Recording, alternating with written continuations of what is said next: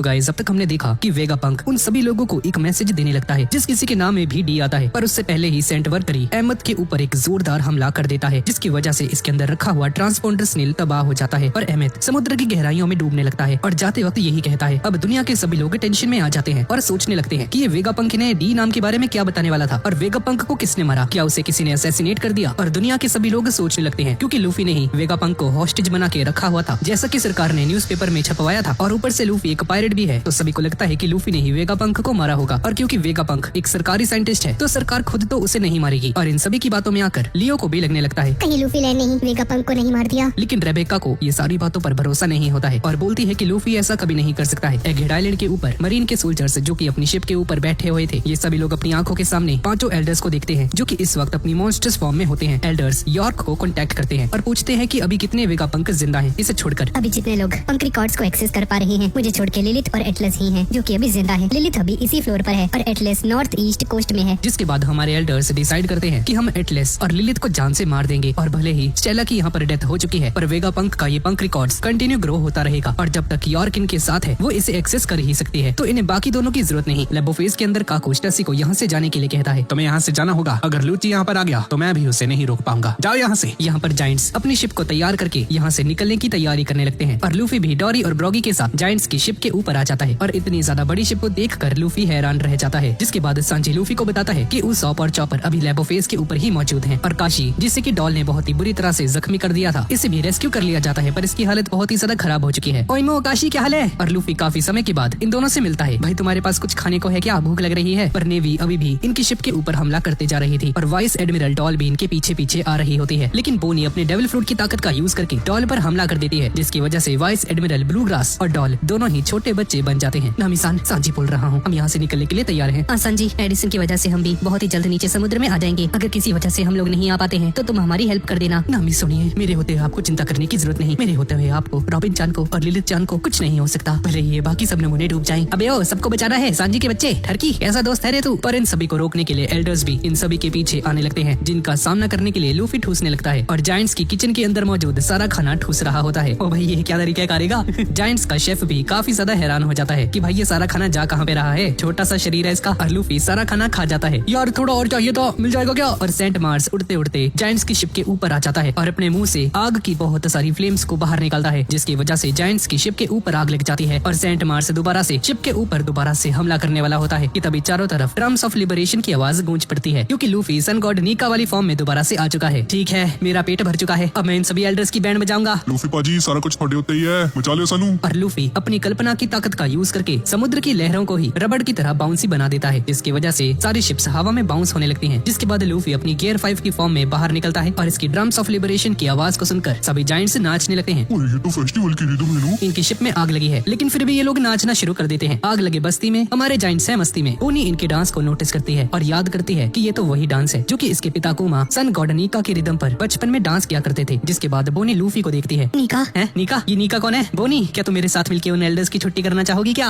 नहीं नहीं, मैं ऐसा नहीं कर सकती, मैं तुम्हारी तरह ताकतवर नहीं हूँ। अरे तुम कर सकती हो, मुझे पता है तुम्हारी एबिलिटीज किस तरह से काम करती हैं। और लूफी की इस बात को सुनकर बोनी गहराई से सोच में पड़ जाती है कि ये भी बिल्कुल लूफी की तरह ही है जब पूरी तरह से फ्री होती है। इसके बाद हम देखते हैं कि बोनी भी लूफी की तरह ही खुद को फ्रीडम में इमेजिन करती है और अपने डेविल फ्रूट की ताकत का यूज करके डिस्टॉर्टेड फ्यूचर का यूज करती है और उस फ्यूचर को इमेजिन करती है जिसमें ये बिल्कुल लूफी की तरह फ्री है। और बोनी भी लूफी के जैसे ही गियर 5 सन गॉड नीका की फॉर्म में ट्रांसफॉर्म हो जाती है जिसे देखकर लूफी की आंखें बाहर ही आ जाती हैं। बोनी की इस फॉर्म को उमा भी देख रहा होता है। बोनी और लूफी दोनों की ही सन गॉड नीका की इस प्रेजेंस को समुद्र के नीचे अहमद भी महसूस कर पा रहा होता है। वो यही है जॉय बॉय। सभी नेवी ऑफिसर्स लूफी की इस सन गॉड नीका वाली फॉर्म को देखकर नोटिस करते हैं कि लूफी इस वक्त अपने वांटेड पोस्टर वाले लुक में आ चुका है और सभी जायंट्स लूफी की इस फॉर्म को देखकर काफी ज्यादा खुश हो जाते हैं और निका निका चिल्लाने लगते हैं। और सेंट मार्कस बताने लगता है कि दो निका ये नहीं हो सकता भाई, ये सिर्फ एक इल्यूजन है जो कि बोनी ने क्रिएट किया है अपने एज फ्रूट की ताकत का यूज करके और इन दोनों पर हमला करने की तैयारी करने लगता है। लूफी उस एल्डर को जाके रोको इससे पहले कि वो हमें तबाह कर दे। ठीक है सांजी, मुझ पर छोड़ दो। इन एल्डर्स को ना ही मारा जा सकता है ना ही इनके टुकड़े किए जा सकते हैं, इसलिए इन्हें रोकने के लिए लूफी अपने अंदर बहुत सारी हवा को भरता है और एक जायंट बलून की फॉर्म में आ जाता है और सेंट मार्कस की फ्लेम अटैक को अपने ऊपर ही ले लेता है। और लूफी अपने साथियों से कहता है कि तुम सभी लोग अपनी पूरी ताकत से मुझ पर हमला करो। और लूफी पर हमला करने के लिए सांची और फ्रैंकी आगे बढ़ जाते हैं लेकिन बोनी हेजिटेट करने लगती है और इसे समझ नहीं आता कि भाई लूफी पे हमला करना क्यों है। यहाँ पर डॉरी और ब्रॉगी कहते हैं कि हमें लूफी पर पूरा भरोसा है कि वो सेंट मार्कस को ठिकाने लगा देगा और यहाँ पर शिप की आग को बुझाने के बजाय सभी जायंट्स लूफी की रिदम में ही डांस कर रहे होते हैं और सभी लोग इनसे कहते हैं कि सालो आग बुझा लो और नाचना बंद करो। अब लूफी अपने हाथों से सेंट मार्कस को पकड़ता है और सभी को इस पर हमला करने के लिए कहता है, लेकिन बोनी अभी भी हेजिटेट कर रही होती है। ये हमारे कैप्टन का ऑर्डर है बोनी जान, तो हमें इसका पालन करना ही होगा। बोनी ज्यादा परेशान मत हो, तुम लोग बस अपनी पूरी ताकत से मुझ पर हमला करो। जिसके बाद सांची इफ्रिट जाम्बे का यूज करता है, फ्रैंकी स्ट्रॉन्ग इम्पैक्ट का यूज करता है और बोनी भी लूफी पर हमला कर देती है। और क्योंकि सभी लोग अपनी अपनी हाकी का यूज करके लूफी पर हमला करते हैं, तो इस हमले की वजह से लूफी को बहुत ज्यादा डैमेज होता है। लेकिन गम डॉन बलून का यूज करके लूफी सेंट मार्कस को आसमान में बहुत ही दूर फेंक देता है और इसकी छुट्टी हो जाती है। अभी लोग दोबारा से शिप पर जाते हैं और लूफी सांजी से पूछता है कि भाई उस पर बाकी सभी लोग कहाँ पर रह गए, उन्हें अब तक तो आ जाना चाहिए था, पता नहीं उन्हें इतना समय क्यों लग रहा है। तभी एटलस यहाँ पर आती है और बताती है कि शायद कुछ गड़बड़ हो चुकी है, इसलिए हमारे साथियों को चेक करने के लिए एटलस ऊपर लैबोफेस की तरफ जाने लगती है और समुद्र के नीचे हमारा आयरन जायंट इसके अंदर का ट्रांसपोंडर स्नेल दोबारा से उठ जाता है और वेगापंक का ब्रॉडकास्ट मैसेज दोबारा से चालू हो जाता है। लेकिन इस मैसेज में बहुत सारा इंपॉर्टेंट पार्ट था जो कि टेलीकास्ट नहीं हो पाया और आधी स्टोरी को बीच में ही छोड़कर दोबारा से शुरू हो चुका है। इसमें वेगापंक बताता है कि इन्हीं लोगों के इनहेरिटेड थॉट्स को जनरेशन से पास किया गया है, जिन्हें उनकी विल कहा जाता है। लेकिन ये बातें दुनिया की समझ में नहीं आती हैं और वेगापंक के इस मैसेज को दोबारा से सुनकर यॉर्क बताने लगती है कि आयरन जायंट पर हुए हमले की वजह से मेंटल वेव्स ही टेम्पररी कट हुई थी, तो इसे पूरी तरह से बंद करने के लिए ये एल्डर्स को सब कुछ डिस्ट्रॉय करने के लिए कह देती है। और वेगापंक अपने मैसेज में बताता है कि जो कुछ भी मैंने अपने मैसेज में आप सभी को समझाया है, उम्मीद है आपको समझ में आ चुका होगा। यहाँ पर लूफी अचानक से देखता है कि आसमान से CP0 के एजेंट्स के साथ साथ सेराफीम्स अचानक से आसमान से गिरने लगा है और ये सब कुछ कर रहा है सेंट जुपिटर, जिसने अभी कुछ समय पहले ही एगहेड आइलैंड का बहुत सारा मलबा और बहुत सारी चीजें जो निकल ली थी उन्हें दोबारा से अपने पेट से बाहर निकाल रहा है। लेकिन तभी सेंट जुपिटर दोबारा से सब कुछ अपने मुंह के अंदर खींचना शुरू कर देता है और इस बार इसका टारगेट है लूफी और जायंट्स की शिप। लेकिन इससे पहले कि सेंट जुपिटर हमारे साथियों को अपने मुंह के अंदर भर पाता, लूफी सीधा इसके पास जाता है और अपने जायंट पंच से सेंट जुपिटर को एक जोरदार मुक्का मार देता है। ये देखकर सभी लोग खुश हो जाते हैं और सभी मरीन ऑफिसर्स भी ये देखकर शॉक्ड रह जाते हैं कि भाई ये CP0 के एजेंट्स आसमान से कैसे गिर रहे हैं। और जब लूफी सेंट जुपिटर से लड़ रहा होता है, सेंट वर्करी हमारी शिप के ऊपर हमला करने के लिए आगे बढ़ जाता है और इतना ज्यादा बड़ा होता है कि इसे कोई भी रोक नहीं सकता था। और जैसे ही वर्करी जायंट्स की शिप के ऊपर हमला करने ही वाला होता है, तभी समुद्र के नीचे से एंट्री हो जाती है हमारे एंशिएंट जायंट रोबोट एमथ की, जो कि एक जोरदार पंच मार के वर्करी को साइड कर देता है। और एमथ को जॉय बॉय के द्वारा कही गई एक बात याद आती है और हम पहली बार जॉय बॉय की आवाज को सुनते हैं, जिसमें जॉय बॉय ने एमथ से कहा था कि एमथ जब सही समय आ जाएगा, और ये सही समय कब है इसके बारे में एमथ या हमें अभी नहीं पता है। लेकिन फाइनली हमारा लूफी और एमथ एक दूसरे के आमने सामने आ चुके हैं। रोबो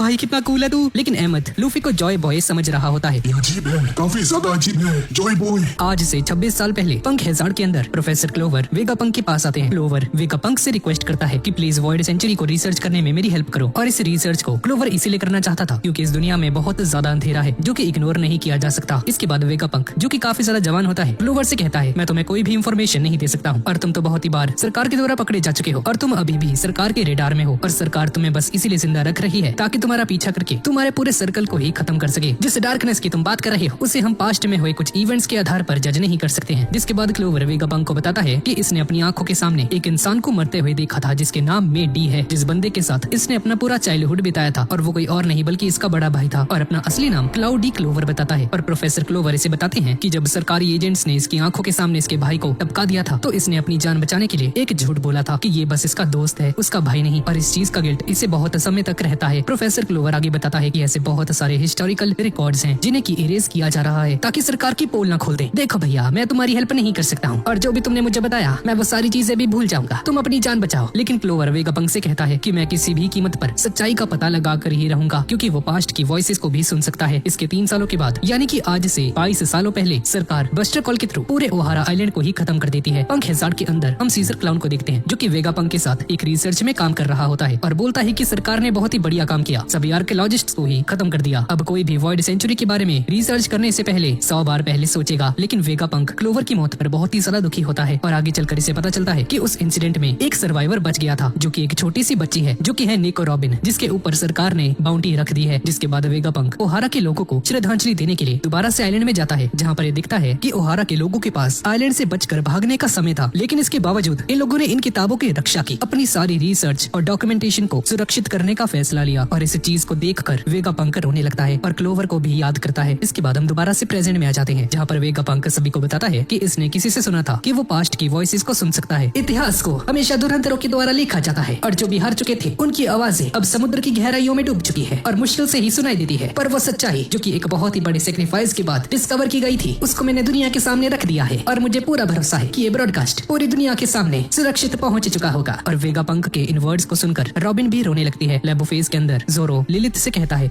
यहाँ से निकलने की तैयारी क्यों नहीं कर रहे? अरे बालों वाले, हम यहाँ से नहीं जा सकते। मेरी कैलकुलेशंस के हिसाब से कॉब्डी बर्स्ट का यूज करने के बाद भी हमारी शिप बस 1 किलोमीटर दूर तक ही आगे जा सकती है, और अगर हमने उसका यूज कर भी लिया तो भी हमारे सामने वो गांधी मौजूद है, तलवार लेके खड़ा हुआ है डांडी मार्च करने। वो हमें रोक देगा और हवा बहुत ही ज्यादा तेज चल रही है, इसकी वजह से हमारी स्पीड बहुत ही कम हो जाएगी और मेरी कैलकुलेशंस के हिसाब से हमारी शिप किसी भी हालत में समुद्र तक नहीं पहुँच पाएगी। इसलिए हमें यहाँ से निकलने से पहले उस गांधी को मारना होगा। तभी एटलस उड़ते हुए स्टोहेड्स के पास आती है और एक जोरदार पंच मार के लिलिथ को नॉकआउट कर देती है। ये क्या हो गया भाई इसको? इसे देखकर सभी लोग शॉक्ड रह जाते हैं कि भाई एटलस को क्या हो गया, इसने लिलिथ पर हमला क्यों किया। नीचे सभी मरीन ऑफिसर्स अपनी आंखों के सामने सेंट वर्करी को अहमद के सामने देखते हैं। दोनों एक दूसरे के आमने सामने खड़े होते हैं। अरे भाई साहब, जायंट रोबोट! लूफी बहुत ही खुश हो जाता है। जॉय बॉय, मैं काफी ज्यादा खुश हूँ कि मैं तुम्हें दोबारा से देख पा रहा हूँ। लेकिन लूफी को इसकी बातें समझ में नहीं आती हैं। मैं तुमसे ही बात कर रहा हूँ। ओ अच्छा, मुझसे? हाँ बोलो भाई। तुम यहाँ से आगे निकलो, तुम्हारा दुश्मन मेरा दुश्मन है। जॉय बॉय, मुझे खुशी है कि मैं आपके लिए लड़ पा रहा हूँ। भाई साहब, तुम बात भी कर सकते हो भाई, तुम तो बहुत ही ज्यादा कूल हो। यहाँ पर सेंट वर्करी वेगापंक के इस ब्रॉडकास्ट को बस खत्म करना चाहता था, पर इन्हें किसी भी तरह से अहमद को डिस्ट्रॉय करना होगा। जॉय बॉय खतरे में है, मुझे उसकी रक्षा करनी होगी। और अहमद सेंट जुपिटर और सेंट वर्करी के साथ लड़ने के लिए तैयार हो जाता है। यहाँ पर डॉरी और ब्रॉगी लूफी से पूछते हैं कि क्या तुम उस एंशिएंट रोबोट को जानते हो क्या? ना भाई, मैं नहीं जानता, पर वो यहाँ पर किसी जॉय बॉय नाम के बंदे को प्रोटेक्ट कर रहा है। क्या वो एंशिएंट रोबोट बात भी कर सकता है? हमें तो उसकी आवाज सुनाई नहीं दी। यहाँ पर वेगापंक बताता है कि आज से 900 साल पहले जो वॉर हुई है, हम उसको एक साइड से देख रहे हैं और उसे जज करना गलत होगा, क्योंकि इतिहास को बहुत सारे नजरियों से देखा जाना चाहिए। काश मेरे पास और ज्यादा समय होता, पर इस दुनिया में कुछ लोग हैं जो इस बुराई को अभी भी रोक सकते हैं। यहाँ पर सेंट वर्करी और सेंट जुपिटर दोनों इस पर हमला करने के लिए आगे बढ़ जाते हैं, जिनसे मुकाबला करने के लिए अहमद अपने लेफ्ट हैंड को लॉन्च करके जुपिटर पर एक खतरनाक हमला परफॉर्म करने वाला होता है। उसने निशाना लगा दिया। चाकदा फटे हुए। भाई ये कितना कूल है, वो तो एम लगा रहा है, हेडशॉट मार हेडशॉट। पर क्योंकि अहमद 900 साल पुराना है तो इसके बहुत सारे पार्ट्स में जंग लग चुका था, इसकी वजह से इसका हमला लॉन्च ही नहीं हो पाता है और जुपिटर इसके लेफ्ट हैंड को अपने मुंह से पकड़कर इसके बाएं हाथ को तोड़ देता है। और सैटर्न जुपिटर से कहता है कि उस एंशिएंट रोबोट को निकल जा, और सैटर्न सीधा बोट के ऊपर आकर चढ़ जाता है। और इसका यहाँ पर मेन मिशन बोनी और कुमा को जान से मारना होता है। लेबोफेज के ऊपर स्टोहेड्स को समझ में नहीं आता है कि इस एटलस ने लिलिथ को नॉकआउट क्यों कर दिया भाई, और इसके सर पर लगे उस ट्रांसमिशन डिवाइस को भी ऑफ कर देती है। तुम सभी लोग यहाँ से निकलने की तैयारी करो, जो कोई भी तुम्हारे रास्ते में आएगा मैं उससे निपट लूंगी। और लिलिथ के नॉक हो जाने के बाद यॉर्क को पता चलता है कि लिलिथ का पत्ता भी कट चुका है, जिसका मतलब है कि अब बस यॉर्क और एटलस बची हुई हैं। यही बचे हुए वेगापंक्स हैं जो कि अभी जिंदा हैं। इसके बाद एटलस अपने बूस्टर्स को ऑन करके सीधा सेंट ईथन बैरन की तरफ आगे बढ़ जाती है और जिम्बे शिप की कमान संभालकर कोबडी बर्स्ट का यूज कर देता है। एटलस ईथन बैरन के सामने जाती है और ईथन बैरन इसका एक हाथ काट देता है और अपने अगले वार में एटलस को बहुत बुरी तरह से डैमेज कर देता है। लेकिन फिर भी किसी तरह से हमारे स्टोहेड्स को लेबोफेज से निकलने के लिए हेल्प करती है, लेकिन अभी भी 1000 सनी समुद्र से बहुत ही ज्यादा दूर होती है। और जिस गति से ये लोग यहाँ से निकल रहे हैं, ऐसा लग रहा होता है कि लोग समुद्र में लैंड नहीं कर पाएंगे। और स्टोहेड्स को थोड़ा सा और पुश करने के लिए खुद को सेल्फ डिस्ट्रक्ट कर देती है और एक बहुत बड़ा धमाका हो जाता है। और इसके इम्पैक्ट की वजह से 1000 सनी को थोड़ा सा और पुश मिल जाता है और समुद्र में जाकर लैंड कर जाते हैं। और स्टोहेड्स एटलस के इस सेक्रीफाइस को देखकर बहुत ही ज्यादा दुखी हो जाते हैं। नहीं, तुम हमारे साथ ऐसा नहीं कर सकती एटलस। और यहाँ पर यॉर्क काफी ज्यादा खुश हो जाती है क्योंकि अब एटलस भी जा चुकी है और इससे ऐसा लगता है कि अब ये बस इकलौती वेगापंक बची है जो कि इस पूरी दुनिया में जिंदा है। और अब सैटर्न का दिमाग खराब हो जाता है और बोलता है कि जल्द से जल्द इस वेगापंक का मुंह बंद करो और अब इन्हें जल्द से जल्द अहमद को डिस्ट्रॉय करना होगा, क्योंकि इसके अंदर मौजूद वो ट्रांसमिशन ट्रांसपोंडर स्नील अभी भी वेगापंक के मैसेज को लगातार ब्रॉडकास्ट करता जा रहा है। पायरेट किंग गोल्डी रॉजर ने पूरी दुनिया को ही एक्सप्लोर कर लिया था और अपने सफर के अंत में उन्होंने भी पास्ट की वॉइसेस को सुना होगा। जिस हिसाब से आपने चीजों को नोटिस किया है, उसी के आधार पर मैं आप सभी को फ्यूचर की कुछ प्रोजेक्शंस बताना चाहता हूँ। यहाँ पर अहमद का एक हाथ भी जा चुका है और इन दोनों के साथ लड़ने में काफी मुश्किल आती है। तभी अहमद जॉय बॉय के द्वारा कही गई एक बात को याद करता है। क्या यही सही समय है जॉय बॉय, जिसके बारे में तुमने बताया था? जॉय बॉय, क्या अब सही समय आ चुका है? मुझे उसका इस्तेमाल कर लेना चाहिए। और एंशिएंट रोबोट किस चीज का यूज करने की बात कर रहा है, इसके बारे में हमें आगे पता चलेगा। यहाँ पर सैटर्न अपने पॉइजन वाले नुकीले पंजों का यूज करके बोनी और कुमा पर हमला करने की कोशिश करता है, लेकिन जायंट्स इसे रोक लेते हैं। जिसके बाद लूफी इस पर हमला करने के बारे में सोचता है, लेकिन तभी इसकी नजर बोनी पर जाती है जो कि गुस्से से सैटर्न को पुकारती है, क्योंकि इसके मन में सैटर्न के लिए बहुत ज्यादा नफरत होती है। और बोनी दोबारा से डिस्टॉर्टेड फ्यूचर का यूज करने लगती है और एक ऐसे फ्यूचर को इमेजिन करती है जिसमें ये लूफी की तरह सबसे ज्यादा आजाद होती है और दोबारा से गियर 5 में आ जाती है। सैटर्न, मैं तुमसे लड़ूंगी। आगे वेगापंक बताता है कि ऐसा एक दिन दोबारा से आएगा जिस दिन वॉइड सेंचुरी की मेमोरीज को रिकॉल किया जाएगा और जिन वेपन्स का यूज करके दुनिया के सभी कॉन्टिनेंट्स को समुद्र के नीचे डुबा दिया गया था, वो एक मैन मेड डिजास्टर था। और वो एंशिएंट वेपन्स अभी भी इस दुनिया में एग्जिस्ट करते हैं और साथ ही साथ वो सभी रेयर स्पीसीज के लोग जो कि अभी भी दुनिया में बचे हुए हैं, वो भी इतिहास के असर की वजह से धीरे धीरे विलुप्त होते जा रहे हैं। जैसे कि कुमा की रेस बुकानियर, लुनारियन रेस, बिग मॉम की बेटी पुडिंग जो कि एक स्पेशल 3 आंखों वाली एक रेस से बिलोंग करती है। यहाँ पर लूफी और बोनी दोनों को देखकर जायंट्स काफी ज्यादा खुश हो जाते हैं और बोनी गुस्से में सैटर्न की तरफ देखती है। तुम्हारी हिम्मत कैसे हुई मेरे पिता को नुकसान पहुंचाने की? सैटर्न, मेरी मॉम को नुकसान नुकसान पहुंचाने की? ऐसा तो हो ही नहीं सकता कि तुम लोग भगवान हो, लेकिन भगवान अभी भी एग्जिस्ट करते हैं। और बोनी गिनी और कुमा के साथ अपने एक सपने को याद करती है और काफी ज्यादा इमोशनल हो जाती है, जो एक ऐसा सपना होता है जो कि बोनी हमेशा से चाहती थी। एक ऐसी दुनिया जिसमें बोनी अपने माता पिता के साथ खुशी से अपने जीवन को जीती, लेकिन सैटर्न की वजह से ऐसा कुछ भी नहीं हो पाया। इसलिए सैटर्न को खत्म करने के लिए अपनी सारी ताकत एक विशाल पंच के अंदर स्टोर कर लेती है और इस मुक्के को सैटर्न को मारने ही वाली होती है कि तभी इसे रोकने के लिए सैटर्न अपने नुकीले पंजों का यूज करता है। लेकिन इससे पहले कि बोनी पर हमला कर पाता, इसके सभी पंजों को लूफी किनारे कर देता है और बोनी सीधा अपना जोरदार पंच सैटर्न के चेहरे पर जड़ देती है, जिसके बाद लूफी और बोनी दोनों एक साथ मिलकर सैटर्न पर लगातार हमले करते ही जाते हैं और सैटर्न को मार मार कर इसके टुकड़े टुकड़े कर देते हैं। और सैटर्न की इस हालत को देखकर बोनी बहुत ही ज्यादा खुश हो जाती है और खुशी के आंसू रोने लगती है। और ये सारी चीजें कुमा भी अपनी आंखों से देख रहा होता है। और यहाँ पर थाउजेंड सनी सही सलामत सी में लैंड कर जाती है, जिसे देखकर सभी लोग खुश हो जाते हैं। पर थाउजेंड सनी के पीछे अभी भी ईथन बैरन इनका पीछा कर रहा होता है और इसे रोकने के लिए आगे बढ़ता है। जोरो की नजर इस बंदे पर चली जाती है। शायद रॉजर ने ये सारी चीजें जानबूझ के करी थी, क्योंकि जब उसका एग्जीक्यूशन हो रहा था तो उसके अंतिम शब्द यही थे कि तुम्हें मेरा खजाना चाहिए तो तुम ले सकते हो, मैंने अपना सब कुछ एक जगह पर छोड़ दिया है और अगर हिम्मत है तो उसे ढूंढ लो। और उन शब्दों के बाद ही पूरी दुनिया वन पीस के पीछे पड़ गई। और वेगा पंक बताता है कि इसका मतलब ये नहीं है कि जो कोई भी वन पीस को ढूंढेगा वो वही होगा जिसको जॉय बॉय चाहता था। यहाँ पर रेड हेयर पायरेट्स की शिप के ऊपर हम शैंक्स को देखते हैं, जो कि दारू पीता ही जा रहा था। और वेगा पंक के इस मैसेज को सुनकर बगी के क्रू मेंबर्स बगी की जय जयकार करते हुए इसे वन पीस को ढूंढने के लिए और भी ज्यादा मोटिवेट करने लगते हैं। और नेवी के हेडक्वार्टर्स में सभी मरीन ऑफिसर्स ये बात कर रहे होते हैं कि हमें सबसे पहले वन पीस को ढूंढना होगा। और अकाइनो सभी से कहता है कि सालों नेवी वालों, अगर तुम सभी लोग वन पीस के पीछे चले जाओगे तो सिविलियंस की रक्षा कौन करेगा, बेवकूफों। वेगा पंक सभी को बताता है कि अब जो कुछ भी हो रहा है अब उसे रोका नहीं जा सकता है, क्योंकि अब इस दुनिया का भविष्य उसी के हाथ में है जो कि वन पीस को हासिल करेगा। ये सुनकर सभी लोग पैनिक कर जाते हैं कि वेगा पंक बोल क्या रहा है भाई, ये पूरी दुनिया अब पायरेट्स के हाथों में हो जाएगी क्या, या फिर ये पूरी दुनिया समुद्र के नीचे डूब जाएगी। और अब क्योंकि सभी को पता चल चुका है कि दुनिया का सबसे ग्रेटेस्ट साइंटिस्ट इस बात को कंफर्म कर चुका है कि वन पीस है, तो सभी पायरेट्स उसे खोजने के लिए पहले से भी ज्यादा एक्साइटेड हो जाते हैं। और ये उत्साह एम्पल डाउन की जेल के अंदर हम प्रिजनर्स में भी देख पाते हैं। और कोबी को लूफी की एक बात याद आती है, जहाँ पर लूफी ने इससे कहा था कि आगे चलकर मैं किंग ऑफ द पायरेट्स बनना चाहता हूँ और हर उस चीज को हासिल करेगा जो कि दुनिया इसे दे सकती है। और कोबी डिसाइड करता है कि ये लूफी के इस सपने को कभी भी पूरा नहीं होने देगा। और बगी क्रोकोडाइल से कहता है कि तुम भी वन पीस को ढूंढने में मेरा साथ दोगे ना। यहाँ पर आकर बैठ जा,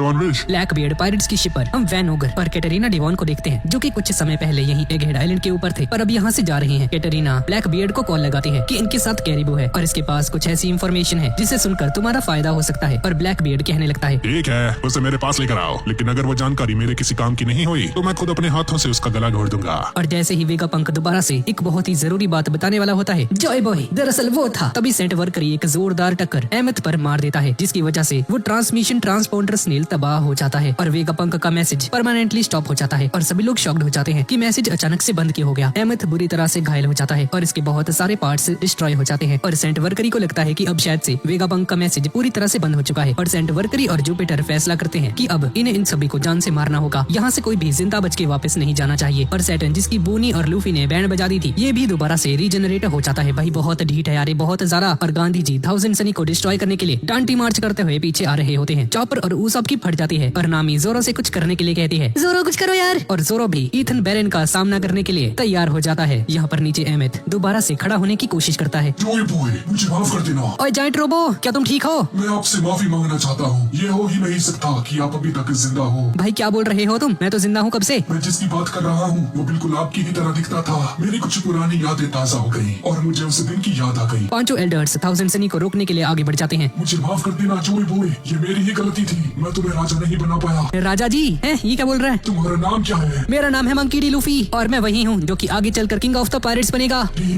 डी नाम सुन के एमथ को कुछ याद आता है। सेंट वर्करी दोबारा से एमथ को मारने के लिए आगे बढ़ जाता है पर एमथ अपनी बॉडी के अंदर एक बटन को प्रेस करता है और अपनी बॉडी के अंदर मौजूद एक रस्सी को बाहर निकाल के लूफी से बात करते हुए उस रस्सी को ओपन कर देता है, जिसकी वजह से पूरे आइलैंड के आसपास बहुत ही खतरनाक हाकी की रेज फैलने लगती हैं। ये हाकी इतनी ज्यादा खतरनाक होती है कि पूरे वन पीस एनिमे में किसी के भी पास इतनी ज्यादा खतरनाक हाकी नहीं होती है। बहुत सारे नेवी ऑफिसर्स बुरी तरह से घायल हो जाते हैं, यहाँ तक कि पांचों एल्डर्स भी मूव नहीं कर पा रहे थे और इस हाकी को देख कर लूफी भी हैरान रह जाता है। शुक्रिया जॉय बॉय, तुम्हारी वजह से ही मुझे वो ड्रम्स ऑफ लिबरेशन की आवाज सुनने को मिली। तुम कभी भी मरना मत, मैं आपको मरने नहीं दूंगा। और ऐसा बोलकर अपने अंदर सील्ड हो रखी उस सारी हाकी एनर्जी को बाहर रिलीज कर देता है और इस शक्तिशाली हाकी के असर की वजह से बहुत सारे नेवी ऑफिसर्स के साथ साथ वाइस एडमिरल्स भी बेहोश हो जाते हैं और पांचों एल्डर्स दोबारा से अपनी नॉर्मल फॉर्म में आ जाते हैं। इस हाकी का ये लोग सामना ही नहीं कर पा रहे थे और इसके असर की वजह से ही दोबारा से मैरी जॉयस के अंदर टेलीपोर्ट हो जाते हैं। मैरी जॉय के अंदर हम इमू सामा को देखते हैं, जो कि इस शक्तिशाली हाकी की प्रेजेंस के अंदर जॉय बॉय की प्रेजेंस को फील कर पाती है और बहुत ही ज्यादा गुस्से में आ जाती है। थाउजेंड सनी के ऊपर हम उस चॉपर को देखते हैं, जो कि बहुत ही ज्यादा खुश हो जाते हैं क्योंकि इन्हें लगा था कि अभी लोग मरने वाले हैं, पर सुरक्षित समुद्र के अंदर लैंड कर चुके हैं। लूफी, उन मॉन्स्टर्स का क्या हुआ? वो तो सभी गायब हो गए, कहाँ गए वो लोग? नाम ही मुझे नहीं पता भाई। डोरी और ब्रॉगी को भी यकीन नहीं होता है कि वो एंशिएंट रोबोट हाकी को यूज कैसे कर सकता है और हाकी का यूज करके इसने लोगों को गायब कैसे कर दिया। नामी सन अब ठीक है ना? हाँ सांची, पर हमें बचाने के चक्कर में एटलस और एडिसन ने अपनी कुर्बानी दे दी। बाकी सभी एल्डर्स दोबारा से मेरी जॉइस के अंदर टेलीपोर्ट हो चुके हैं, लेकिन सैटर्न अभी यहीं होता है और काफी ज्यादा इंजर्ड हो चुका है और लड़खड़ाते हुए सीधा अहमद के पास जाता है। और अहमद बहुत सालों पहले उसी दिन को याद करता है जब जॉय बॉय ने इससे कहा था कि इसे उसी समय पर यूज करना जब सही समय आ जाएगा। और ये वही दिन था जिस दिन जॉय बॉय ने अपनी ग्रेटेस्ट हाकी को एक रस्सी के अंदर गांठ लगाकर अहमद के अंदर सील कर दिया था। और हम पहली बार जॉय बॉय को देख पाते हैं और जॉय बॉय कहने लगता है कि मेरे जाने के बाद भी तुम बहुत सालों तक जिंदा रहोगे और आगे चलकर एक दिन ऐसा आएगा जब मैं तुम्हारी हेल्प करने के लिए जिंदा नहीं रहूंगा। उस वक्त पर जब तुम्हें लगे कि तुम्हारी जिंदगी खतरे में है या फिर कोई ऐसा है जिसकी तुम रक्षा करना चाहते हो, तो वही सही समय होगा मेरी इस ताकत का यूज करने का और तुम्हें बस इसकी गांठ को खोलना होगा। और बोलता है कि जब सही समय आ जाएगा तो मैं तुम्हारी हेल्प करने वहाँ पर आ जाऊंगा हाकी के रूप में, जैसे मैं हमेशा से तुम्हारी रक्षा करता आया हूँ। मुझे खुशी है, शुक्रिया जॉय बॉय, ये तो ऐसा ही हो जाएगा कि तुम अपनी मौत के बाद भी मेरे साथ हो। जिस पर जॉय बॉय कहता है कि मैं बहुत आगे के फ्यूचर की बात कर रहा हूँ, समझ रहे हो ना प्यारे भाई? जॉय बॉय, इस चीज से तो मैं कभी भी अकेला नहीं रहूंगा। और इसी के साथ अहमद हमेशा के लिए बंद हो जाता है। अब एल्डर्स की बैंड बजने के बाद सभी पायरेट्स खुश हो जाते हैं और डोरी और ब्रॉगी सभी पायरेट्स से कहने लगते हैं कि भाई पता लगाओ यहाँ पर हुआ क्या। और यहाँ पर लूफी अहमद के द्वारा यूज की गई वो colour of the supreme king की जबरदस्त हाकी को देखकर बहुत ही ज्यादा एक्साइटेड हो जाता है। भाई रोबो तुम कितने कूल हो यार, तुमने तो नेवी के साथ साथ एल्डर्स को भी नॉकआउट कर दिया। जायंट्स का क्रू अपने आसपास नजर मार के देखता है कि ऑलमोस्ट सभी नेवी की शिप से डिस्ट्रॉय हो चुकी हैं और बहुत सारे नेवी ऑफिसर्स भी घायल हो चुके हैं। इन सभी की तो बत्ती गुल हो गई, क्यों? मुझे यकीन नहीं होता। और नेवी की शिप्स के अंदर मौजूद सेराफीम्स नेवी ऑफिसर्स को उठाने लगते हैं और इन सभी को बताते हैं कि स्ट्रॉ हेड्स यहाँ से भाग रहे हैं, तो जल्दी उठो और उन सभी को पकड़ो भाई। और लूफी चिल्लाकर अहमद का शुक्रिया अदा करता है और थैंक्स कहता है क्योंकि अहमद ने इन सभी की जान बचा ली थी। शुक्रिया जायंट रोबो।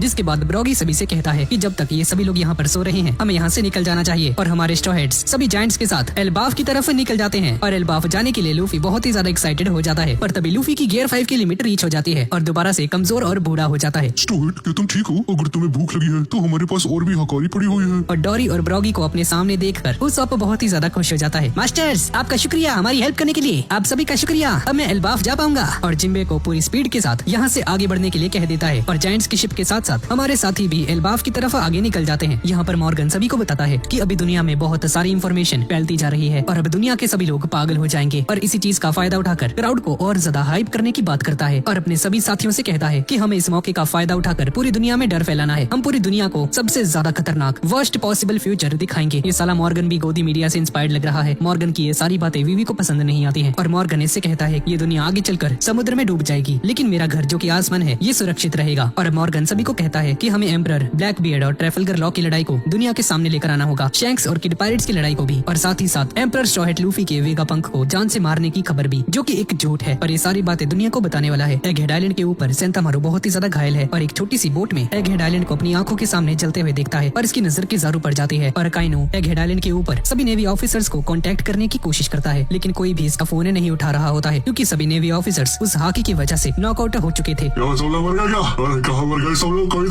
किजारू इसका फोन उठाता है। बबुआ, तुम बहुत ही ज्यादा शोर मचाते हो। यहाँ पर सभी नेवी ऑफिसर्स सभी लोग बेहोश हो चुके हैं रे। काफी लंबे समय तक ये लोग उठने नहीं वाले हैं रे बाबा। ऐसा क्या हो गया? सैटर्न सामान सेफ है या नहीं? और किजारू काइनो से कहता है कि जब ये सभी लोग होश में आ जाएंगे तो मैं तुम्हें रिपोर्ट करने के लिए कह दूंगा। तुम किसी गाँव के नहीं रहे है ना? और किजारू वेगा पंख की मेमोरीज को याद करता है और थोड़ा सा इमोशनल हो जाता है। साकासूजी बाबा, मैं तुमसे कुछ पूछना चाहता हूँ, क्या तुमने कभी अपने करीबी को अपने हाथों से मारा है क्या रे बाबा? और किजारू को वेगा पंख के साथ अपनी पहली मुलाकात याद आती है और उन सभी मोमेंट्स को भी याद करता है जो इसने वेगा पंख के साथ बिताए थे। और यहाँ पर इन लोगों ने एक साथ मिलकर एगहेड आइलैंड को अपने हाथों से तैयार किया था और इतने समय तक काम करने के बाद ये सभी लोग एक परिवार की तरह हो चुके थे। लेकिन अब किजारू ने अपने हाथों से वेगा पंख को मार डाला और इसे वेगा पंख के आखिरी शब्द याद आते हैं जिसमें वेगा पंख ने इससे कहा था कि अगर ये आइलैंड डिस्ट्रॉय हो जाता है तो इससे पूरी दुनिया की प्रोग्रेस 100 साल पीछे चली जाएगी। और वेगा पंख को याद करते हुए किजारू रोने लगता है। सुन रहे बाबा, अगर तेरे पास समय है तो तुम वहाँ पर बैठकर मेरे ऊपर शक कर सकते हो रे बाबा। उसके बाद अगर तुम्हें फुर्सत मिले तो यहाँ पर आकर अपनी आंखों से वो सब कुछ देखो रे बाबा जो मैं देख रहा हूँ।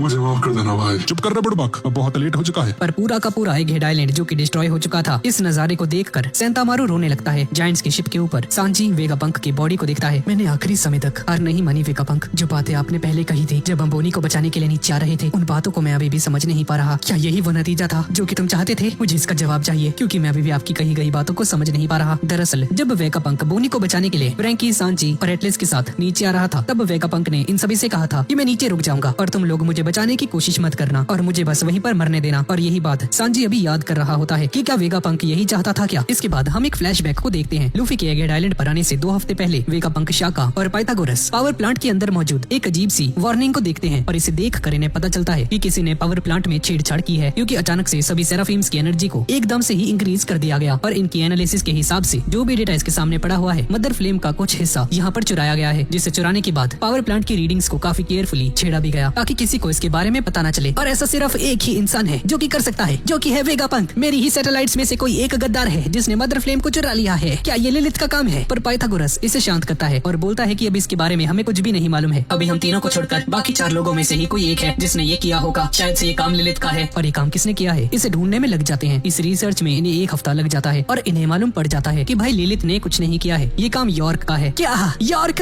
ये कैसे हो सकता है? ये कैसे हो सकता है? ये तो नामुमकिन है। और पाइथागोरस बताता है कि आज से कुछ दिनों पहले जो इन्फॉर्मेशन यॉर्क ने पंक रिकॉर्ड्स के अंदर सेट करी थी वो दरअसल झूठी थी और कुछ सी बीस्ट वेपन्स को भी मैनिपुलेट किया गया है। और यॉर्क ने यहाँ पर एक लॉन्ग डिस्टेंस ट्रांसपॉन्डर स्नेल का यूज करके मैरी जॉयस के अंदर कॉन्टेक्ट किया है और इसने एल्डर्स को बता दिया है कि यहाँ पर वेगापंक वॉइड सेंचुरी के बारे में रिसर्च कर रहा है। ये सुनकर वेगापंक भी शॉक्ड रह जाता है और ये सारी बातें जो यॉर्क ने लीक की हैं, इसी वजह से साइबरफोल के एजेंट्स इन्वेस्टिगेशन करने के लिए बार बार आते जा रहे हैं। और अगले ही दिन इन्हें पता चलता है कि लुलुशिया किंगडम को तबाह कर दिया गया है। और इस खबर को सुनकर वेगापंक बताता है, मेरे पास सारी जानकारी नहीं है, लेकिन मुझे ऐसा लगता है कि जिस मदर फ्लेम के हिस्से को चुराया गया था उसे यॉर्क ने कुछ सी बीस्ट वेपन्स का यूज करके ही गवर्नमेंट को सप्लाई किया है। और हो सकता है कि सरकार के पास कोई एंशिएंट वेपन मौजूद हो जो कि उन लोगों ने मदर फ्लेम का यूज करके एक्टिवेट किया हो और उसी का यूज करके सरकार ने लुलुशिया को खत्म कर दिया। और ये सारी बातें सोचकर वेगापंक कहता है ये सब मेरी गलती है और अगर ये बात फैल जाती है तो लोगों का मुझ पर भरोसा उठ जाएगा। और क्योंकि ये सभी सैटेलाइट्स वेगापंक के ही हैं और क्योंकि ये सैटेलाइट्स वेगापंक के ही दिमाग के अलग अलग इमोशंस से बने हुए हैं, तो यॉर्क के अंदर पक्का ग्रीड होगी, यानी कि लालच, जिसकी वजह से लालच में आकर इसने ये काम किया। सर जी, अगर हम यॉर्क को पकड़ लेते हैं तो इससे कुछ होगा क्या? अब काफी देर हो चुकी है। जो लोग भी वॉइड सेंचुरी को स्टडी करते हैं उन्हें इरेज कर दिया जाता है। हम सभी को अब मार दिया जाएगा, लेकिन यॉर्क को सरकार कुछ नहीं कर पाएगी क्योंकि उसने मदर फ्लेम को सरकार के हाथों में देकर अपनी वफादारी का सबूत दे दिया है। और एक सीक्रेट ऑर्डर को ऑलरेडी नेवी ब्रांचेस को दे दिया गया है। बहुत ही जल्द बहुत सारी नेवी शिप्स यहाँ पर आती ही होंगी और अगर इस आइलैंड से हम लोग बाहर निकल भी जाते हैं तो नेवी इस दुनिया के कोने तक हमारा पीछा करती ही रहेगी। और मैं भागते भागते मरना नहीं चाहता हूँ। और आज से 22 साल पहले ओहारा के पास वो रिसोर्सेज नहीं थे जो कि इस वक्त इस एगहेड आइलैंड के ऊपर मौजूद हैं। और इस सारी टेक्नोलॉजी का यूज करके मैं अपनी बात को काफी दूर तक पहुंचा सकता हूं ताकि सरकार का काला सच पूरी दुनिया के सामने आ सके, जैसे कि ये सरकार है क्या। इतनी सारी नॉलेज इकट्ठी करने के बाद मैं ऐसे ही नहीं मरने वाला हूँ। और वेगापंक शाका और पाइथागोरस के साथ मिलकर अपने इस मैसेज को रिकॉर्ड करता है और इसे रिकॉर्ड करने के बाद उस ट्रांसमिशन ट्रांसपॉन्डर स्नेल को एंशिएंट रोबोट की बॉडी के अंदर जाकर डाल देता है। और जब इस चीज को कर रहा होता है यॉर्क भी इसके पास आ जाती है। स्टेला, आप ये क्या कर रही हैं? ओह यॉर्क, हाँ, मैं मदर फ्लेम का यूज करके इस रोबोट को दोबारा से जिंदा करने की कोशिश कर रहा हूँ। और सारी बात को घुमा देता है। अंशी वेगापंक जी, जल्दी से मदर फ्लेम को कंप्लीट कर दीजिए। और वेगापंक ने वॉइड सेंचुरी से जुड़ी हुई जितनी भी इंफॉर्मेशन होती है वो सारी इंफॉर्मेशन रिकॉर्ड करके ब्रॉडकास्ट करने के लिए उसे रेडी कर देता है। अब मैसेज को रिकॉर्ड करने के बाद वेगापंक शाका और पाइथागोरस को बताता है कि किसी को भी इस बात के बारे में पता नहीं चलेगा कि वो ट्रांसपॉन्डर स्नेल इस एंशिएंट रोबोट के अंदर मौजूद है। और जैसे ही इसकी डेथ हो जाएगी तो वो ब्रॉडकास्ट मैसेज पूरी दुनिया में ब्रॉडकास्ट हो जाएगा। और ताकि इस बात के बारे में किसी को भी पता ना चल पाए, वेगापंक, शाका और पाइथागोरस अपनी ये सारी मेमोरीज को मिटा देते हैं। पर इन्हें कुछ भी करके इस बात के बारे में पता लगाना ही होगा कि यॉर्क ने मदर फ्लेम का कुछ हिस्सा चुरा लिया है और साथ ही साथ सरकार इनके खिलाफ हो चुकी है। और इसके बारे में भी इन्हें पता लगाना होगा कि यॉर्क ने ऐसा क्यों किया। और जब ये बातें इन्हें दोबारा से पता चलेंगी तो काफी ज्यादा सरप्राइज्ड हो जाएंगे। पर वेगापंक कहता है कि आगे चल के जो भी हम तैयारी करेंगे उससे जीत हमारी ही होगी। और अपनी मेमोरीज को इरेज करने के बाद तीनों जब दोबारा से उठते हैं तो अपनी सारी मेमोरीज को भूल जाते हैं। शाका, तुम यहाँ पर क्या कर रहे हो? हाँ, लेकिन वेगापंक अपनी सारी बातों को एक लेटर के रूप में अपनी जेब में रख लेता है। और जब उसे बाहर निकालता है तो देखकर हैरान रह जाता है कि भाई ये तो इसी की हैंडराइटिंग है जिसके अंदर लिखा होता है कि जब ये लोग होश में आएंगे तो इनके सामने बहुत सारे सरप्राइजेस आएंगे। लेकिन मेन बात ये है कि सरकार को पता चल चुका है कि हम लोग वॉइड सेंचुरी के ऊपर रिसर्च कर रहे हैं और आगे चलकर जो भी बड़ी मुसीबतें आने वाली हैं उन सब से निपटने के लिए हम लोगों ने सारे प्रिकॉशंस ले लिए हैं और सब कुछ सेट कर दिया है। खुद पर भरोसा रख के मर जाना। इन सभी को ये बातें समझ में नहीं आती हैं कि भाई ये चल के रहा है और इस लेटर में ये क्यों लिखा है भाई कि आगे चल के मर जाना। अगले दिन लूफी अपने क्रू और बोनी के साथ एगहेड आइलैंड पर आ जाता है, जिसके बाद आगे जाकर CP0 एजेंट्स यहाँ पर आ जाते हैं, नेवी आती है, सैटर्न आता है, जिसके बाद किज़ारू भी आ जाता है और 5 एल्डर्स भी आ जाते हैं और ये सारी चीजें शुरू हो जाती हैं। और आगे चलकर वो समय भी आ जाता है जब बोनी को बचाने के लिए वेगापंक सांजी, फ्रैंकी और एटलिस के साथ नीचे जाता है और इसे उस लेटर में लिखी हुई बातें याद आती हैं। अगर मैं मर रहा हूँगा तो मुझे बचाना मत, मुझे बस मरने देना। और यही बात सांजी को समझ में नहीं आ रही थी। मुझे ऐसा लगता है मेरे मरने के बाद कुछ बहुत ही बड़ा हो जाएगा। इसके बाद हम दोबारा से प्रेजेंट में आ जाते हैं जहाँ पर सांजी यही सोच रहा होता है कि वेगापंक ने ये सारी बातें क्यों बोली थी। वेगापंक ने वन पीस के बारे में मुझसे कुछ कहा था कि वो दिल से चाहता है कि हम लोग ही आगे चलकर वन पीस को हासिल करें। वेगापंक, जिसके बाद हमारे सारे जायंट्स पार्टी करते हैं और सभी स्ट्रॉ हेड्स भी जश्न मनाते हैं और अब ये सभी लोग तैयार हैं एल्बाफ आइलैंड जाने बचाने के लिए। इसके बाद हम जोरो को देखते हैं। ये क्या, यहाँ तो खाने पीने की तैयारी होने वाली थी, तो यहाँ इतनी शांति कैसे है? और जिम्बे बताता है कि अपना लूफी डिप्रेशन में चला गया है क्योंकि हमारा जो मेन मिशन था कि हमें वेगापंक को जिंदा आइलैंड से बाहर लेकर जाना है, वो बुरी तरह से फेल हो चुका है। इसी वजह से लूफी उदास बैठा हुआ है। ਅਸੀਂ ਪੰਜੇ ਐਲਡਰਸ, ਨੇਵੀ ਐਡਮਿਰਲ, CP0, ਸੈਰਾਫੀਮ ਦੇ ਨਾਲ ਕਿੰਨੀ ਸਾਰੀਆਂ ਵਾਰਸ਼ਿਪਸ ਦਾ ਸਾਹਮਣਾ ਕੀਤਾ, ਪਰ ਇਹਦੇ ਬਾਵਜੂਦ ਵੀ ਉੱਥੋਂ ਅਸੀਂ ਜ਼ਿੰਦਾ ਵਾਪਸ ਆ ਗਏ। ਇਹ ਕਿਸੇ ਅਜੂਬੇ ਤੋਂ ਘੱਟ ਥੋੜੀ ਆ। जिम्बे भी इस पर एग्री करता है। लूफी अब एक एम्परर है, उसे अपनी इमेज के बारे में सोचना चाहिए। अगर वो एक बूढ़े इंसान की मौत को लेकर ऐसे उदास होकर बैठ जाएगा तो ये उसकी इमेज के लिए अच्छा नहीं होगा। एगहेड आइलैंड के ऊपर हम CP0 को देखते हैं जो कि बाकी बेहोश पड़े एजेंट्स को उठाने की कोशिश कर रहे होते हैं। तभी CP0 के रॉब, लूची और काकू यहाँ पर आ जाते हैं और ये लोग इनसे स्टसी के बारे में पूछने लगते हैं और लूची इन्हें बताता है कि हमने स्टसी को मार दिया है। ये सुनकर सभी लोग शॉक्ड रह जाते हैं। और गाइस, बाय द वे, ये वन पीस एनिमे सीरीज का लास्ट एपिसोड है और एपिसोड नंबर 1156 5 अप्रैल को आने वाला है, जैसा कि आप सभी लोग जानते ही हैं। और गाइस, अब क्योंकि वन पीस खत्म हो चुकी है तो हमें किसी न्यू सीरीज को शुरू करना होगा। और आपको अगली सीरीज कौन से एनिमे पर चाहिए, प्लीज नीचे कमेंट्स में जरूर बताइएगा। जिस पर सबसे ज्यादा वोट्स आएंगे अगली सीरीज उसी एनिमे पर बनाई जाएगी। और यहाँ शिप के अंदर हम सैटर्न को देखते हैं जो कि सभी वाइस एडमिरल्स से कहने लगता है, जिस चीज को हमें बचाना था हमने उसे बचा लिया है। यॉर्क, पंक रिकॉर्ड्स और पावर प्लांट, हमें इसे सुरक्षित रखना था। इसका मतलब है कि अब हम लोग मदर फ्लेम को भी हासिल कर सकते हैं, जो कि अभी के लिए काफी रहेगा। और सभी वाइस एडमिरल्स सैटर्न से माफी मांगने लगते हैं क्योंकि सारी गलती इन्हीं की थी कि इन्होंने बस्टर कॉल को ठीक से यूज नहीं किया और इन्हीं की लापरवाही की वजह से स्ट्रॉ हेड्स और जिल्ड्री बोनी एगहेड आइलैंड से एस्केप कर गए। लेकिन क्योंकि अब स्ट्रॉ हेड्स एल्बाफ की तरफ आगे बढ़ चुके हैं तो अभी भी उनके पीछे जाकर उन्हें पकड़ सकते हैं। नहीं, तुम में से कोई भी एल्बाफ नहीं चाहेगा।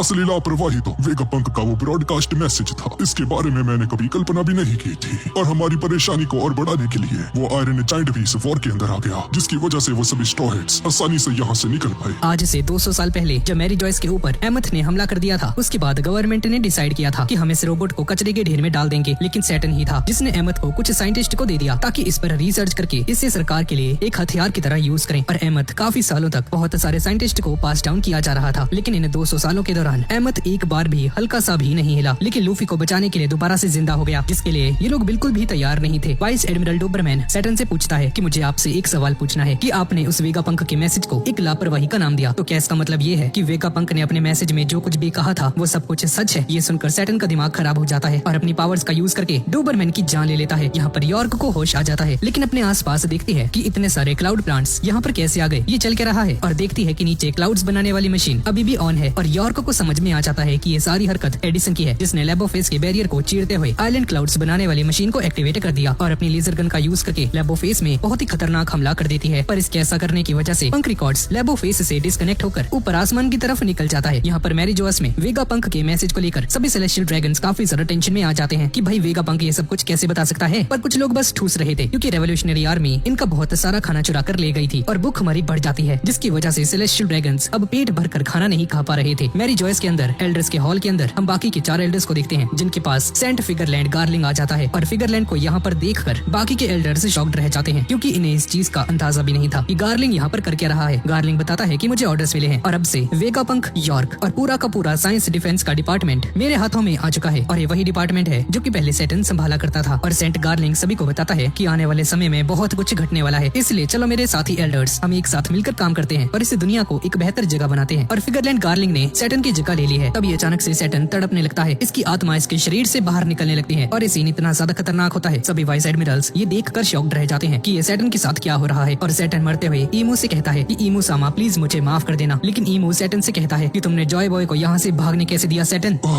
मुझे पता नहीं था। लूफी जिसके पास जॉय बॉय की ताकत है वो इतना ज्यादा स्ट्रॉन्ग हो सकता है। प्लीज मुझे माफ कर दो ईमू सामा, ऐसा दोबारा नहीं होगा। लेकिन ईमू सामा सैटर्न से बहुत ही ज्यादा गुस्सा हो गई थी, इसी वजह से सैटर्न को मार देती है और पीछे सैटर्न का एक हड्डियों का ढांचा रह जाता है। भाई साहब इतना ज्यादा खतरनाक, किसी को अपनी आंखों पर भरोसा नहीं हो रहा होता है कि भाई ये हो क्या गया। इसके बाद हम एडिसन को देखते हैं जो कि शाका, एटलिस और पाइथागोरस को पंक रिकॉर्ड्स के अंदर से एक्सेस कर लेता है। और सभी वेगापंक्स यॉर्क की इस हरकत की वजह से इस पर बहुत ही ज्यादा गुस्सा हो जाते हैं और बोलते हैं कि इंसानियत की डेवलपमेंट के लिए पंक रिकॉर्ड्स का सुरक्षित रहना काफी ज्यादा जरूरी है और इसे दोबारा से यूज में लाने के लिए अब 500 सालों का समय तो लगने ही वाला है। भले ही पूरी दुनिया को ये लग रहा हो कि वेगापंक मर चुका है, लेकिन हम लोग अभी भी दुनिया में ट्रेवल कर सकते। लेकिन कोई न्यू इन्वेंशन करने के लिए अब इनके पास कोई फंड्स नहीं बचे हैं, इसलिए कुछ ज्यादा नहीं कर सकते हैं। और एडिसन जिसकी खुद की बॉडी डिस्ट्रॉय हो चुकी थी, ये बाकी के सैटेलाइट्स के बॉडी पार्ट्स को अपने अंदर अटैच करके एक नई बॉडी को तैयार कर लेता है, जिसके बाद वेदेरिया को कांटेक्ट करके हेलो वेदेरिया, मैं वेगापंक बोल रहा हूँ। लेकिन वेदेरिया के साइंटिस्ट इस कॉल के लिए बिल्कुल भी तैयार नहीं थे। अरे तुम तो मर गए थे ना, तो तुम कॉल कैसे कर रहे हो? यही कामाबा का किंगडम के अंदर वाला वेगापंक के सभी मैसेजेस के नोट्स बना रही होती है कि दुनिया दोबारा से समुद्र के नीचे डूबने वाली है। एक एंशिएंट वेपन है जो कि अभी भी एग्जिस्ट करता है और जो कोई भी वन पीस को हासिल करेगा वही किंग ऑफ द पायरेट्स बनेगा। तभी साबो कहता है कि अगर ये दुनिया समुद्र के नीचे डूब भी जाती है तो भी इस दुनिया में जो सबसे हाईएस्ट एलिवेशन है वो है रेड लाइन, जिसके ऊपर मैरी जॉयस है, जिस पर सेलेस्टियल ड्रैगन्स रहते हैं और वो लोग तब भी सुरक्षित रहेंगे। और इवांकोव बताती है टकीला वुल्फ, वोडका वुल्फ, रम वुल्फ और बर्बन वुल्फ, ये चारों वही जगहें हैं जहाँ पर पिछले 700 सालों से मेगा स्ट्रक्चर्स बनाए जा रहे हैं, जिसका इंपॉर्टेंस शायद हमें आगे के पार्ट्स में पता चलेगा। यहाँ पर ड्रैगन कहने लगता है कि वेगा पंख, जो कुछ भी तुमने अपने मैसेज में बताया, मुझे नहीं लगता कि सब लोग इस पर विश्वास करेंगे, लेकिन तुमने अपनी जिंदगी को रिस्क में डालकर जो भी इंफॉर्मेशन हमें दी है हम उसके लिए जरूर तैयारी करेंगे और हमें जल्द से जल्द ये सब कुछ करना होगा, वरना आगे चल के सर्वाइव करने के लिए भी कोई सुरक्षित जगह बचेगी ही नहीं। डायंट्स की शिप के ऊपर लिलिथ को होश आ जाता है। सभी लोग न्यूट्रल होते हैं, लेकिन हमारे सांजी भैया बहुत ही ज्यादा एक्साइटेड हो जाते हैं। लिलिथ सोनिए, हाँ, आप जा गई। लिलिथ पंख रिकॉर्ड से कनेक्ट करती है और इसे एगहेड आइलैंड पर हुए सभी इंसिडेंट्स के बारे में पता चल जाता है और सांजी लिलिथ को बताता है कि इस वक्त हम लोग जायंट्स की शिप के ऊपर मौजूद हैं और ये बहुत ही ज्यादा बड़ी है, पर मुझे तुम्हें बताना पड़ेगा, हम बाकी के वेगा पंक्स को बचाने में नाकामयाब रहे, मुझे माफ कर देना। एटलस ने तुम्हें नॉकआउट कर दिया था, पर शायद से उसने जानबूझकर ये सब कुछ किया था। और लिलिथ कहती है कि तुम लोग चिंता मत करो, मुझे सब कुछ पता चल चुका है। जिसके बाद एटलस, शाका, पाइथागोरस इन सभी को याद करते हुए लिलिथ रोने लगती है, पर एक सेकंड के बाद ही इसे भूख लग जाती है। क्या लड़की है भाई ये? आगे टेबल पर बहुत सारा खाना रखा हुआ है लिलिथ, अगर तुम भूखी हो तो उसे खा सकती हो। लिलिथ सोचती है कि इसे अचानक से इतनी ज्यादा भूख कैसे लग रही है, पर क्योंकि इसका माइंड यॉर्क से डिस्कनेक्ट हो चुका है, जो कि पहले सभी के हिस्से का खाना खा लिया करती थी, तो अब लिलिथ को सर्वाइव करने के लिए खुद ही खाना खाना होगा। यहाँ पर लूफी डिप्रेशन में होता है और इसीलिए इतना उदास बैठा हुआ था क्योंकि वेगा पंख को नहीं बचा पाया, जिसकी वजह से लूफी डिप्रेशन में चला जाता है। और लिलिथ लूफी से कहती है कि तुम चिंता मत करो, मैं कुछ समय पहले इसीलिए रो रही थी क्योंकि मैं अपनी बाकी की सैटेलाइट्स से बहुत ही ज्यादा उदास हो गई थी, लेकिन असलियत में ये सभी लोग जिंदा हैं, वेगा पंख अभी जिंदा है। ये सुनकर सभी लोग शॉक्ड रह जाते हैं और बताती है क्योंकि उनकी रियल बॉडी अभी नहीं है तो तुम सबके लिए वो सब मर चुके हैं, पर वो लोग अभी भी जिंदा हैं। लूफी तुम उदास मत हो, तुमने अपना वादा पूरा कर लिया है। भाई तुम क्या बोल रही हो, मुझे कुछ समझ नहीं आ रहा। वो दादू, वो ओल्ड मैन एप्पल अभी भी जिंदा है क्या? हाँ वो जिंदा है। ये बातें सुनकर लूफी का डिप्रेशन चला जाता है और दोबारा से खड़ा हो जाता है और सीधा दौड़ते हुए हमारे जायंट्स के पास जाता है और लूफी को दोबारा से खुश देखकर हमारे जायंट्स लूफी से कहने लगते हैं, तुम अभी बेहतर महसूस कर रहे हो स्टूअर्ट? हाँ दोस्तों, और तुम्हारा शुक्रिया हमारी हेल्प करने के लिए। जिसके बाद हमारे सारे जायंट्स जश्न की तैयारी करने लगते हैं और उस हमेशा से ही जायंट्स की फीस्ट को देखना चाहता था और जोरो, फ्रैंकी और जिम्बे को भी नीचे बुला लेता है और सभी लोग एक साथ जश्न की तैयारी करके एक साथ खाना पीना खाने लगते हैं। और एल्बाफ जाने के लिए रॉबिन भी बहुत ही ज्यादा खुश होती है क्योंकि यहाँ पर इसकी मुलाकात सॉल से होने वाली है और चॉपर को गले से लगा लेती है। साला चॉपर भाई बहुत लकी है यार। और कुछ जायंट्स कह रहे होते हैं कि वेगा पंख ने कहा था कि जो भी वन पीस को ढूंढ लेगा वही इस पूरी दुनिया पर राज करेगा, तो आखिर कौन होगा वो इंसान जो कि किंग ऑफ द पायरेट्स बनेगा। और ये सारी बातें लूफी सुन लेता है। ओ भाई,